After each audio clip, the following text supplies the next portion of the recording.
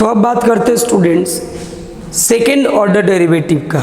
आपने डिफरेंशिएशन का हर एक टाइप पढ़ लिया, मैंने हर एक टाइप पे वीडियो बना दिया और ये लास्ट टाइप है ना। तो आइए समझते हैं सेकेंड ऑर्डर डेरिवेटिव क्या होता है। बहुत आसान है। एग्जाम्पल के तौर पे ले लीजिए, अगर y बराबर x का पावर 20 हो, है ना, तो इसका सेकेंड ऑर्डर डेरिवेटिव निकालना है। देखिए सेकेंड ऑर्डर डेरिवेटिव का मतलब है d by d x of d y by d x, यही होता है सेकेंड ऑर्डर डेरिवेटिव, ठीक है ना। और इसको हम लोग ऐसे रिप्रेजेंट करते हैं d two y by d x two, ठीक है ना, d two y by d x two. बहुत जगह लोग ऐसे भी पढ़ते हैं इसको d square y by d x square, या कोई d two y by d x square, अपनी अपनी समझ, है ना। मैं इसे 2 पढ़ता हूँ क्योंकि ये 2 मतलब सेकेंड ऑर्डर को रिप्रेजेंट करता है कि ये d two y by d x two है, ठीक है ना। चलिए, तो जब भी सेकेंड ऑर्डर की बात हो तो हम लोग ये लिखते हैं। देखिए यहाँ पे वो लिखने का मतलब है स्टूडेंट्स, देखिए ये पहले आप d y by d x निकाल लीजिए, है ना। तो d y by d x इसका कितना होगा, तो d y by d x इसका 20x टू द पावर 19 होगा। अगर हम इस आंसर को फिर से डिफ्रेंशिएट कर देंगे, तब क्या बन जाएगा, तब ये, है ना, ये देखिए अगर इस आंसर को हम फिर से डिफ्रेंशिएट कर देंगे तब ही ये डबल डेरिवेटिव बनेगा, यानी d two y by d x two, ठीक है ना। तो अब 20, अब x टू दी पावर 19 का, तो 19x टू दी पावर 19, यानी 380 x टू दी पावर 19, ये हमारा डबल डेरिवेटिव हुआ। कभी कभी कहेगा कि इसका वैल्यू बताइए, तो d two y by d x two at x बराबर 0 या x बराबर 1, तो बस इसके आंसर में x के जगह पे क्या रख देंगे, 1 रख देंगे, तो आंसर कितना हो गया, 380 हो गया।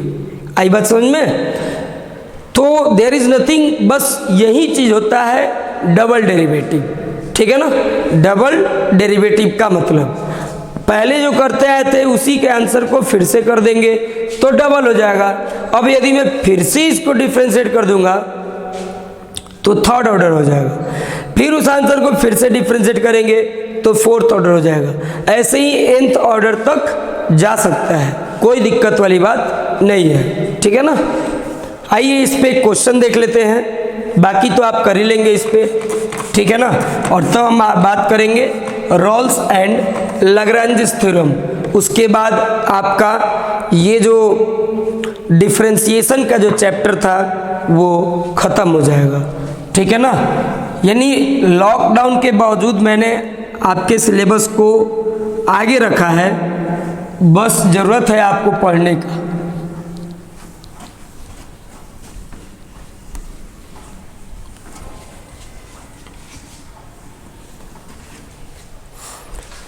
चलिए क्वेश्चन की बात करते हैं स्टूडेंट्स। एक मान लेते हैं एक क्वेश्चन दिया हुआ है, ठीक है ना। y बराबर, ये एग्जाम्पल नंबर 40 है, y बराबर 3e to the power 2x, y बराबर 3e to the power 2x plus 2e का पावर 3x प्लस 2e का पावर 3x, ठीक है ना। ये क्वेश्चन है और हमें प्रूव करना है, prove that d two y by d x two minus 5 d y by d x, ये हमें प्रूव करना है। To prove d two y by d x two minus 5 d y by d x plus 6y plus 6y बराबर 0, ठीक है ना। तो जो भी ज़रूरत है उसका यहाँ पे इस्तेमाल करेंगे। हमें dy/dx भी चाहिए और d2y/dx2 भी चाहिए, और y के लिए तो हमें दिया हुआ है। तो चलिए इसका प्रूफ देखते हैं। y बराबर 3e⁻²x प्लस 2e⁻3x, और फिर यहाँ पे ये dy/dx देखिए, तो 3e⁻x तो वही होता है ना, तो यहाँ पे e⁻x यानी e⁻2x, और फिर 2x का कितना होगा, 2 होगा। उसी प्रकार से ये 2, फिर e⁻3x, तो e⁻3x और 3x का 3 हो गया। तो ये हो गया स्टूडेंट्स क्या, dy/dx। तो dy/dx 6e⁻2x प्लस 6e⁻3x हो गया। समझ रहे हैं आप इसे, है ना, ये हो गया। अब इसमें d2y/dx2 रख दीजिए। तो d2y/dx2 देखिए, अब ये 6 × e⁻2x, और ये जो 2 होता है 2x का 2, तो वो 6 × 2 जा कितना हो जाएगा, 12 हो जाएगा। तो इसका काम हो गया। फिर उसी तरीके से ये 18 हो जाएगा, 18e⁻3x, और इंटू 3, तो 3 × 6 18 हो गया। समझ गए ना। अब बस हमें इसमें बैठाना है इस चीज़ को, ठीक है। आइए वैल्यू पुट करके इसको देखते हैं कि ये कितना आता है, ठीक है।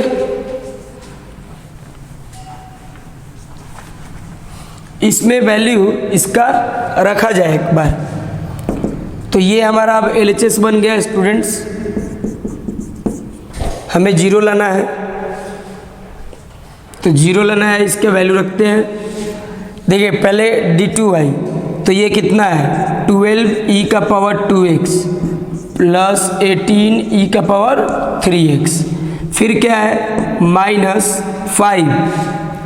ये देखिए, ये dy/dx लिखना है, तो इसमें से 6 कॉमन लेंगे, और ये 5, तो ये कितना हो जाएगा, 30 हो जाएगा। और अंदर बचेगा e⁻2x 2x प्लस e⁻3x। अब फिर आगे देखेंगे तो प्लस 6y, तो y कितना हो जाएगा, 3e⁻2x प्लस 2e⁻3x। ठीक है, इतना आ जा रहा है ना, देख लीजिए। ओके, अब देखिए, अब बस हमें उसको क्या करना है स्टूडेंट्स, सॉल्व करना है। सॉल्व करके बस क्या दिखाना है, 0। तब आप डबल डेरिवेटिव का भी सब कुछ आसानी से समझ सकते हैं, ठीक है ना।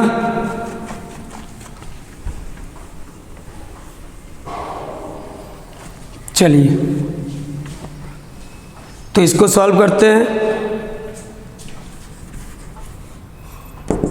ये होगा स्टूडेंट्स, देखिए 12e⁻2x 18e⁻3x minus 13e⁻2x minus 30e⁻3x plus 18e⁻2x plus 12e⁻3x।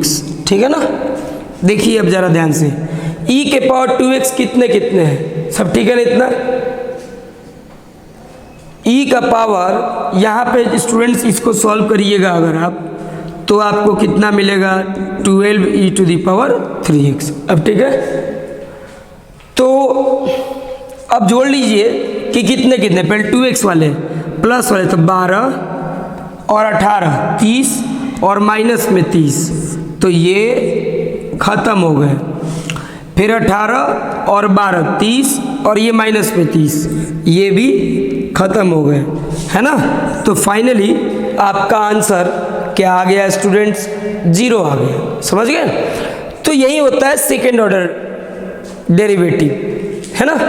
सारे क्वेश्चंस तो नहीं बताऊंगा क्योंकि बहुत आसान है और आप करें, है ना। अगर नहीं आए क्वेश्चन तो आप हमारे व्हाट्सएप नंबर, है ना, इतना पर क्वेश्चन भेज सकते हैं, इंस्टेंटली आपको सॉल्यूशन मिल जाएगा। ठीक है ना। तो स्टूडेंट्स, मुझे उम्मीद है कि आपको ये चीज़ समझ में आया होगा, है ना। अब हम बात करेंगे रॉल्स थ्योरम और लैग्रांजेस थ्योरम के बारे में, तब आपका ये चैप्टर कंप्लीट खत्म हो जाएगा। ओके, धन्यवाद। तो स्टूडेंट्स, आज हम लोग बात करने वाले हैं एक बहुत ही इम्पोर्टेंट थ्योरम जिसमें बच्चे अक्सर परेशान रहते हैं कि ये एक्चुअली कैसे समझें हम इस चीज़ को, है ना। कि कभी कभी लॉन्ग आंसर में इससे क्वेश्चन पूछ देता है, ठीक है ना। रॉल्स थ्योरम, सबसे पहले मेन नाम क्या है, मीन वैल्यू थ्योरम, जिसको शॉर्टकट में हम लोग MVT भी बोलते हैं। हालांकि क्लास 12th तक में इसके प्रूफ की बात नहीं कही गई है, बस हम लोग समझेंगे कि ये थ्योरम क्या होता है।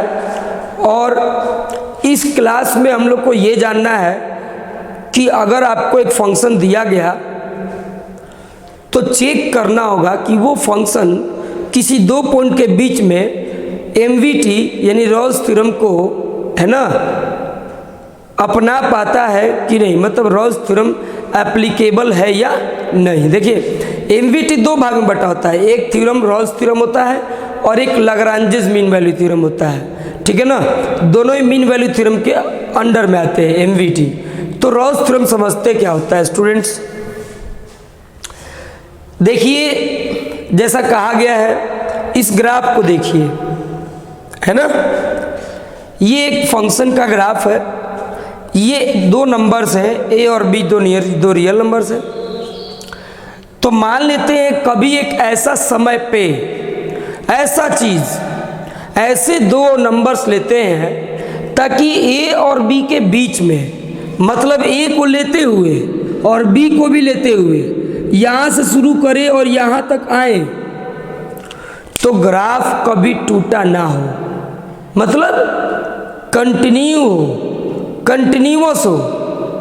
वही बात यहाँ पे कहा गया है कि लेट F, देखिए बच्चों ये जो होता है ना, ये X का घर है और ये किसका घर है, Y का। X इन्हीं दोनों में से कोई एक ले सकते हैं, यानी A से B के बीच, है ना। यानी X में हम A भी ले सकते हैं और B भी ले सकते हैं। ये बिग ब्रैकेट है, ये इंटरवल्स में आप पढ़े होंगे। तो इसका मतलब है कि जो fx है B continuous on AB, A से B के बीच में बिल्कुल कंटिन्यू है, ऐसा नहीं है यहाँ कि ये ब्रेक कर गया, है ना, ये कंटिन्यू है। और क्या कहना चाहता है, एंड डिफरेंशिएबल ऑन AB, ये A और B को छोड़ दिया जाए, है ना, तब इनके बीच में, यानी ऐसे ये A है ये B है, इनके बीच में आप किसी भी पॉइंट पर इस फंक्शन के ग्राफ पर टेंजेंट खींच सकते हैं। टेंजेंट खींचना का मतलब आप ये कह सकते हैं कि ये फंक्शन A से B के बीच में डिफरेंशिएबल है AB में, ये इसका मतलब यही होता है स्टूडेंट्स। देखिए B कंटिन्यूअस ऑन AB, इसका मतलब है कि देखिए A शामिल है और B भी शामिल है, इसके बीच में कहीं भी ग्राफ टूटा नहीं है, डिसकंटिन्यू नहीं है, बिल्कुल कंटिन्यूअस है। पहला चीज समझ गए। दूसरा, डिफरेंशिएबल है AB में, यानी इन दो नंबर्स के बीच में कहीं से भी कोई भी पॉइंट पे डिफरेंशिएशन इसका संभव है, एक नंबर मिलना तय है, या दूसरे लफ्ज़ों में कहें कि इनके बीच में आप कहीं भी टेंजेंट खींच सकते हो, ऐसे यहाँ खींच सकते हो, यहाँ खींच सकते हो, मतलब बहुत सारे टेंजेंट्स खींच सकते हो, यही इसका मतलब है, ठीक है ना। और तीसरी बात कह रहा है कि एक ये भी है, A और B भले अलग अलग है लेकिन दोनों ही, जैसे A पर जितना हाइट है यानी Y का जो वैल्यू है उतना ही वैल्यू किसका होना चाहिए, B पर, यानी ये FA है और ये क्या है, FB है, ठीक है ना। जितना वैल्यू A पर Y का हो रहा है उतना ही वैल्यू B पर होना चाहिए। अगर ये तीन कंडीशंस फॉलो होते हैं, तीन कंडीशन मिलते हैं किसी भी फंक्शन के लिए, तो इसका मतलब है कि इन दोनों ही नंबर्स के बीच में जो ग्राफ है कहीं ना कहीं एक ऐसा टेंजेंट है, कहीं ना कहीं एक ऐसा टेंजेंट है जो एक्स एक्सिस के पैरेलल है, या यूं कहें कि एक पॉइंट सी है। देखिए where A and B are some numbers such that, है ना, sorry, there exist some C in A B, A और बी के बीच में एक ऐसा नंबर सी है जिस पर डेरिवेटिव जीरो है, जिस पर डेरिवेटिव एफ एक्स का क्या है, जीरो है। यानी उस पॉइंट पर टेंजेंट अगर आप खींचेंगे तो वो टेंजेंट एक्स एक्सिस के पैरेलल है। तो ये मैंने लाइन बाय लाइन बारीक से आपको रॉल्स थ्योरम समझाया।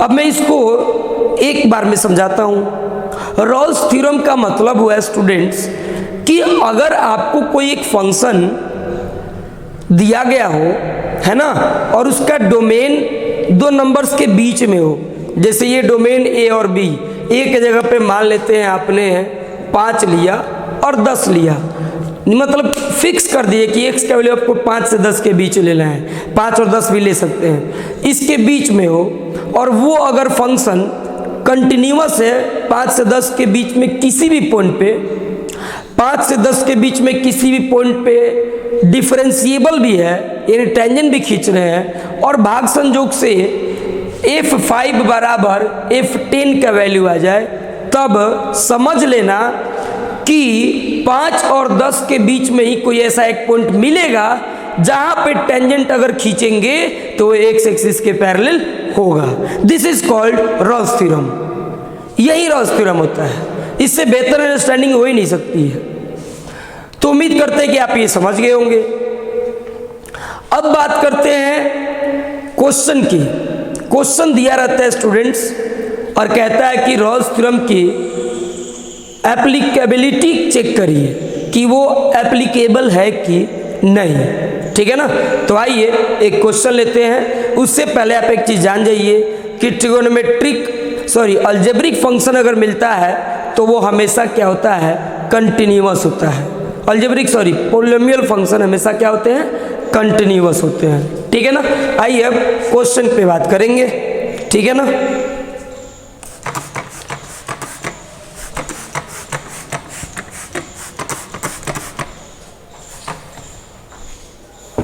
ठीक है ना उतना। अब देखिए स्टूडेंट्स क्वेश्चन कैसे बनता है इसका। इसमें बस चेक करना होता है ना।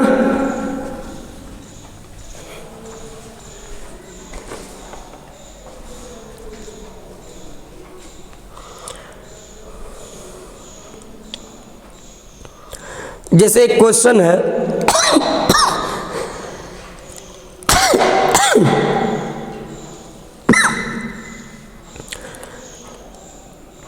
क्वेश्चन है स्टूडेंट्स की वेरीफाई रॉल्स थ्योरम। चलिए मैं एक्सरसाइज का एक क्वेश्चन ले लेता हूं।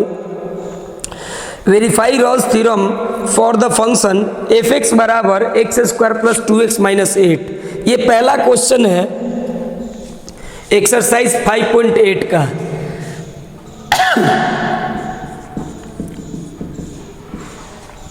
एक्सरसाइज 5.8 का पहला क्वेश्चन है स्टूडेंट्स। इसमें आपको बताया गया है, वेरीफाई करना है रॉल्स थ्योरम को, जिसमें एफ एक्स दिया हुआ है, एफ एक्स बराबर X square plus 2x minus 8, x square plus 2x minus 8, ठीक है ना। और इधर x बिलोंग्स टू -4 to 2, है ना। ये 2 बेबी ब्रैकेट क्लोज है, यानी कि क्लोज इंटरवल है, ये ऐसे दिया हुआ है, ठीक है ना। X square plus 2x minus 8। ये क्वेश्चन है स्टूडेंट्स और इसमें हमें रॉस थ्योरम को वेरीफाई करना है। बेहद सिंपल है। पहली बात तो देख लीजिए कि ये एक पॉलिनोमियल फंक्शन है ना। ये कैसा फंक्शन है? पॉलिनोमियल फंक्शन है। लिखेंगे कि since f(x) is a polynomial function, है ना। तो पॉलिनोमियल फंक्शन है, इसलिए f(x) इज कंटिन्यूअस ऑन, ये कंटिन्यूअस होगा किस पे? आपको अब चेक करके दिखाने की जरूरत नहीं है। अगर पॉलिनोमियल मिल गया तो कंटिन्यूअस होगा, ठीक है ना। और जब ऐसा लगे कि आप श्योर नहीं है कि कंटिन्यूअस है कि नहीं, तब चेक करिएगा। बट स्टिल इतिहास गवाह है कि आपको पॉलिनोमियल फंक्शन का ही लगभग देता है, पूछता है, ठीक है ना। तो लगभग ये कंटिन्यूटी और डिफरेंशिएबिलिटी चेक नहीं करना होता है, बस डायरेक्ट लिखना पड़ता है कि ये कंटिन्यूअस है इसमें, ठीक है ना। एंड डिफरेंशिएबल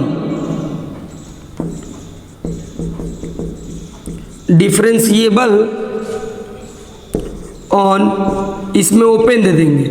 आप एक चीज नोटिस करिएगा स्टूडेंट्स, कभी कभी स्टूडेंट्स कंफ्यूजन में पड़ सकते हैं कि कंटिन्यूअस है ना, कंटिन्यूअस में ओपन इंटरवल होता था कि क्लोज इंटरवल। तो C for close, C for continuous, C for close, C for continuous, यानी कंटिन्यूअस में क्लोज ही इंटरवल होगा, ठीक है ना। इतना ठीक है ना स्टूडेंट्स? ओके, अब आगे बढ़ते हैं। ये तो हो गया। देखिए डिफरेंशिएबिलिटी चेक करने का एक और तरीका है।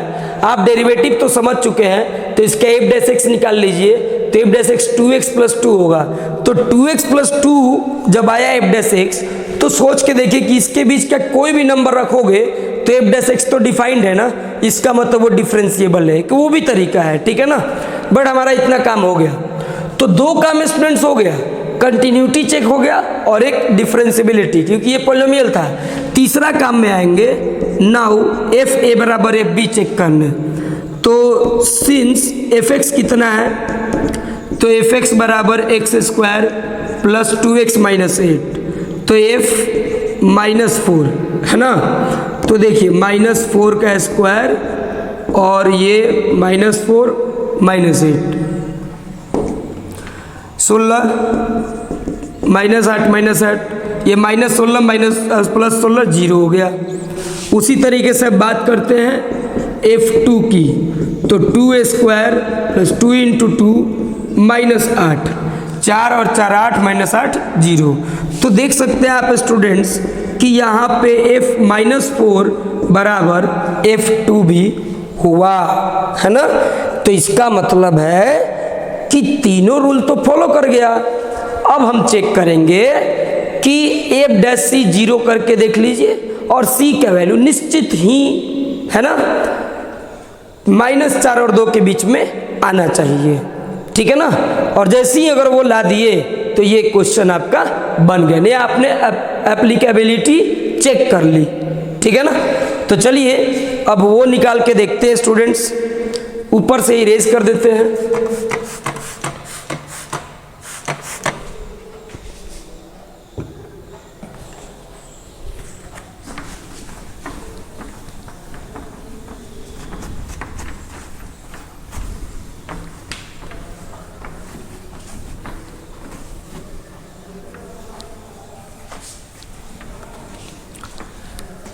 चलिए, तो इसमें हमारे पास डेटा जो था वो f(x)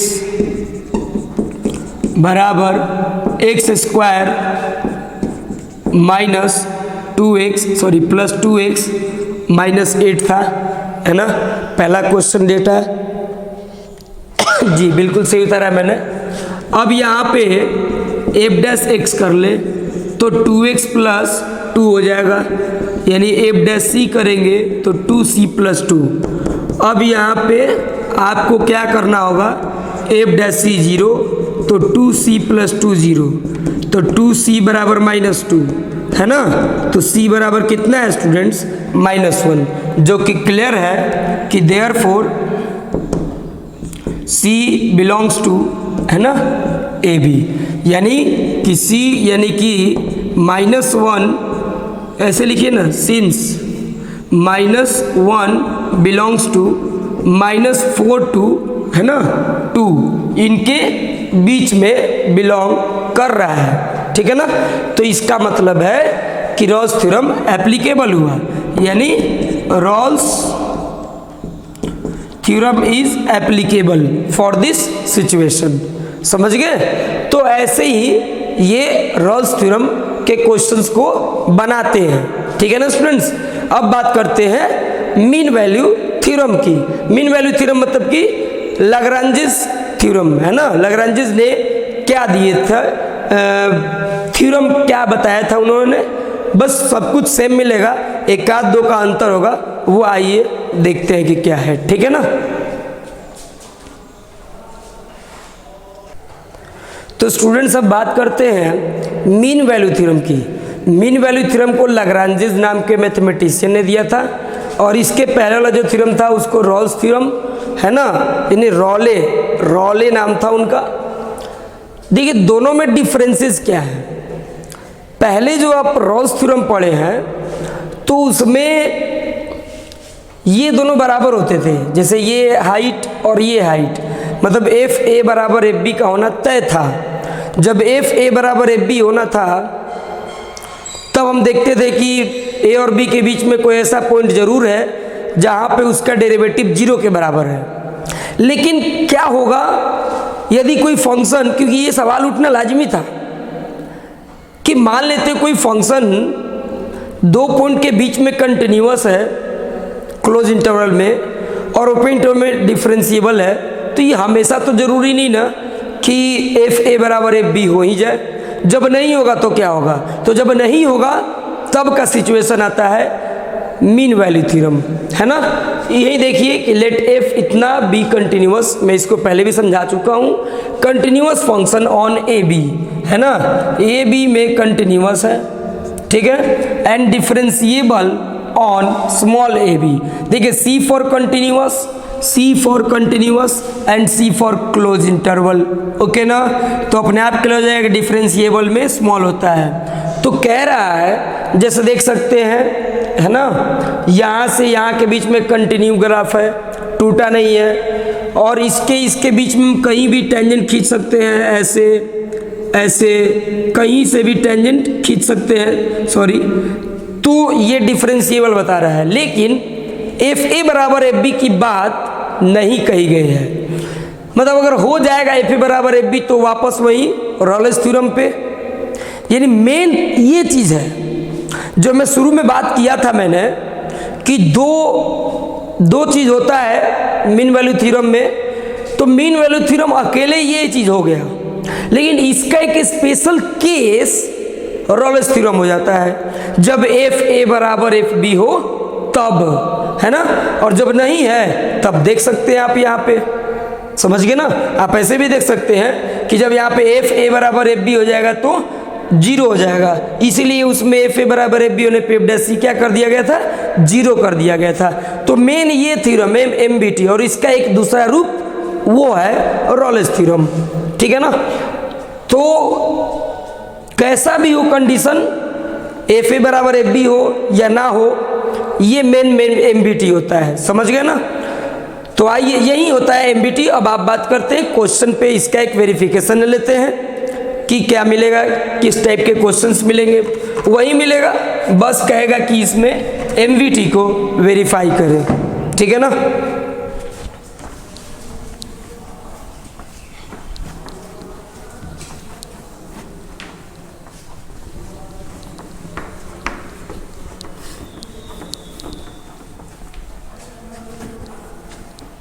चलिए देखिए, तो MVT की बात जहाँ तक करें तो आइए क्वेश्चन देखते हैं इसमें स्टूडेंट्स। क्वेश्चन नंबर है ना 4 पे बात करते हैं, जिसमें दिया है fx बराबर X square minus 4x minus 3। fx ये क्वेश्चन नंबर 4 है, एक्सरसाइज 5.8 NCERT, और इसमें दिया है fx बराबर X square minus 4x minus 3, है ना। एफ एक्स बराबर X square minus 4x minus 3 दिया है स्टूडेंट्स। अब इसमें हमको इंटरवल दिया है, in the interval A B. A और बी का नाम यहाँ पे कुछ दिया नहीं है कि कौन कितना है, सॉरी ए बी दिया है, वेयर ए बराबर 1 एंड बी बराबर 3। ये डायरेक्ट में लिख देता हूँ कि इसमें x बिलोंग्स टू 1 to 3 लिखा हुआ था कि आप बुक लेकर बैठे, a बराबर 1 है और b बराबर 3 है, ठीक है ना। और फिर इस क्वेश्चन में कहा गया है स्टूडेंट्स कि सॉरी इसमें a बराबर 1 एंड b बराबर 4 दिया हुआ है ना, सिली मिस्टेक। a बराबर 1 एंड b बराबर 4। हमें इसमें कौन सा थ्योरम वेरीफाई करना है, एमवीटी। एमवीटी यानी मीन वैल्यू थ्योरम, ठीक है ना। उसको लाग्रांजेस थ्योरम भी बोलते हैं, याद रखिएगा। पहला काम स्टूडेंट्स देखिए, सिंस ये कहना कि F x is a polynomial function, F x जो है वो एक पॉलिनोमियल फंक्शन है ना। तो therefore F x is continuous on 1 to 4, 1 से 4 के बीच में कंटिन्यूअस होगा, एंड डिफरेंशिएबल, है ना, एंड डिफरेंशिएबल ऑन 1 to 4, ठीक है ना। तो इसका मतलब दो चीज़ तो हो गया वेरीफाई, तीसरा का तो कोई ज़रूरत नहीं है एमबीटी में कि एफ ए बराबर एफ बी आपको चेक भी करना है, नहीं। अब सीधा सीधा आप ऐसे आइए, एफ डैश सी निकालिए। तो एफ एक्स कितना है, x square minus 4x minus 3। तो एफ डैश सी, सॉरी पहले एफ डैश एक्स निकाल लीजिए, तो 2x माइनस 4 होगा। तो एफ डैश सी बराबर 2c माइनस 4 हो जाएगा। स्टूडेंट्स समझ गए इतना, हाँ इतना तो क्लियर हो गया होगा, ठीक है। अब हम c ढूंढते हैं कि c जो है बस अब वेरीफाई करना है ना, तो क्या करना होगा, c ढूंढिए और c 1 और 4 के बीच में होना चाहिए। अगर बाय द वे नहीं हुआ मतलब एप्लीकेबल नहीं है, समझ गए ना। तो चलिए अब एफ डैश सी का जो फॉर्मूला होता है वो इस्तेमाल किए जाए स्टूडेंट्स। तो देखिए एफ डैश सी बराबर क्या होता है, तो F B minus F A by B minus A, ठीक है ना, ये फॉर्मूला होता है। तो एफ डैश सी का वैल्यू कितना है, ओ नो एक चीज़ तो करना होगा स्टूडेंट्स, यहाँ पे एफ ए एफ बी के वैल्यू चाहिए। तो देखिए इधर एफ एक्स पहले एफ बी निकाल लेते हैं। तो एक हमारा एफ वन चाहिए था, 1 का स्क्वायर माइनस 4 इंटू 1 माइनस 3, तो 1 माइनस 7 यानी माइनस 6 हुआ। फिर हम एफ 4 निकालेंगे, तो 4 का स्क्वायर 4 इंटू 3 माइनस 3 16, और ये देखिए स्टूडेंट्स 15 हो जाएगा, 1 बचेगा, ठीक है ना। तो अब इसमें देखिए एफ डैश सी कितना था, 2c माइनस 4। एफ बी के जगह पे क्या है, बी के जगह पे 4 है और ए के जगह पे 1 है, तो ऐसे हो जाएगा। तो 2c माइनस 4, एफ 4 है कितना स्टूडेंट्स 1, और एफ 1 कितना है माइनस 6, माइनस माइनस प्लस, और ये कितना हो गया स्टूडेंट्स 3 हो गया। समझ रहे ना। अब बहुत ही आसान है इसको सॉल्व करना, है ना। सॉल्व करके c का वैल्यू निकालना, ओके। तो देख सकते हैं यहाँ 3 इधर आ जाएगा, 6c माइनस 12 और ये 7, तो 6c और ये 12 और 7 19 हो जाएगा। तो c इज इक्वल्स टू 19/6 यानी 3 पॉइंट, है ना, 3/1/6 ये भी लिख सकते हैं। तो इससे एक बात क्लियर हो कि c जो है ना ये 1 से 4 के बीच में लाई करता है, जो कि मीन वैल्यू थ्योरम को सेटिस्फाई करता है। समझ गए। तो ये था स्टूडेंट्स मीन वैल्यू थ्योरम, यानी अब आपका डिफरेंशिएशन चैप्टर पूरी तरह से खत्म हुआ। मैंने अपना काम कर दिया स्टूडेंट्स, बट मुझे आप लोग से बिल्कुल नाराज़गी है, क्योंकि आप लोग अपना काम नहीं दिखा पाए हमें।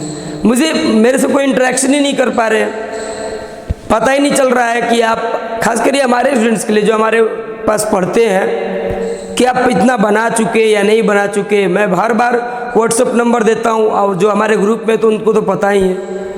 तो जब क्वेश्चंस नहीं कोई पूछता है तो इससे एक बात क्लियर है कि आप पढ़ नहीं रहे अच्छे से।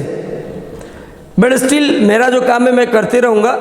अब हम नेक्स्ट वीडियो में बात करेंगे एप्लीकेशन ऑफ डेरिवेटिव की, है ना।